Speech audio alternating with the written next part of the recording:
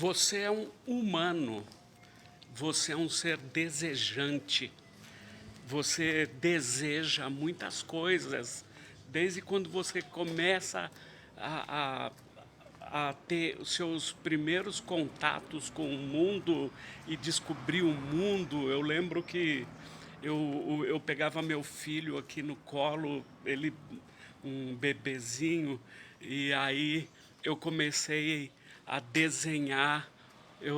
Ele já entendia o que era um carro, ele sabia que é aquele objeto com 4 pneuzinhos. Aí eu falava carro. Aí eu peguei e desenhei um carro para ele. E quando eu terminei, eu falei carro. Ele olhou para mim. Quer dizer, aquele olhar, sabe? Quer dizer que dá para transferir para um papel o que eu entendo. E aí revolucionou, eu comecei a desenhar outras coisas e ele se alegrava de entender que ele olhava aquilo e sabia do que se trata.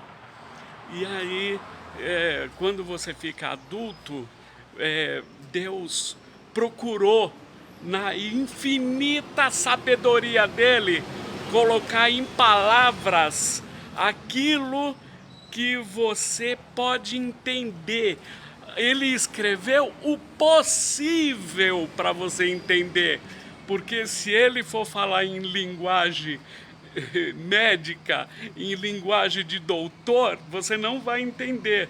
Então, ele procurou aquilo que fosse possível para fazer você encucar, entender, saber do que ele está querendo falar. E aí os doutores da terra vão olhar aquilo que está escrito e vão falar: isso é uma besteira, isso é muito pouco, isso aí não tem dimensão de um doutorado, aqui não tem dimensão para se escrever uma tese.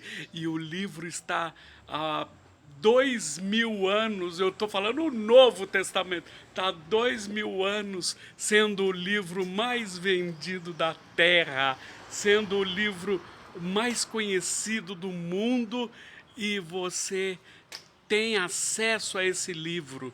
E ali Jesus chamou os seus discípulos e ali ele vai dar alguns detalhes. Nem todo mundo foi feito para ser chamado para sair e anunciar o reino, mas todo mundo pode ir e anunciar o evangelho. Isso é um chamado para todos, mas aqueles ali eram os apóstolos, e Jesus deu uma autoridade para eles para expulsar espíritos imundos, pisar na cabeça de serpente, anunciar o reino e fazer tantas coisas. E aí vem o nome de apóstolo, né? E esses seguidores, Jesus deu mais alguns detalhes para eles e Jesus falou algo que foi colocado na Bíblia, e isso é porque você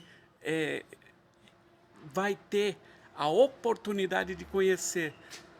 E isso é um segredo que não é segredo, é um segredo que é mantido e que não é falado para os discípulos atuais nas igrejas o tempo todo.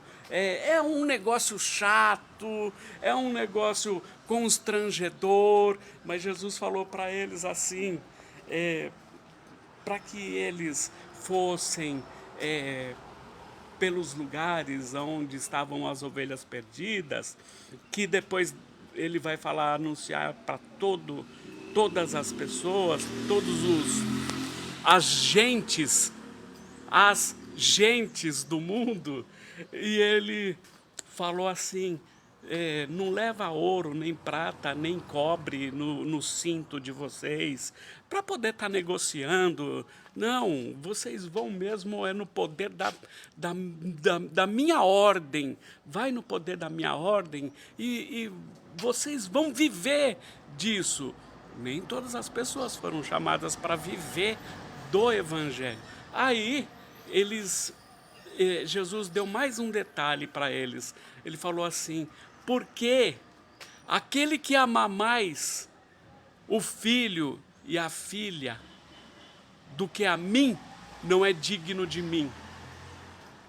Ele fala, não cuideis que eu vim trazer a paz, eu vim trazer a espada. E espada nesse contexto quer dizer justiça.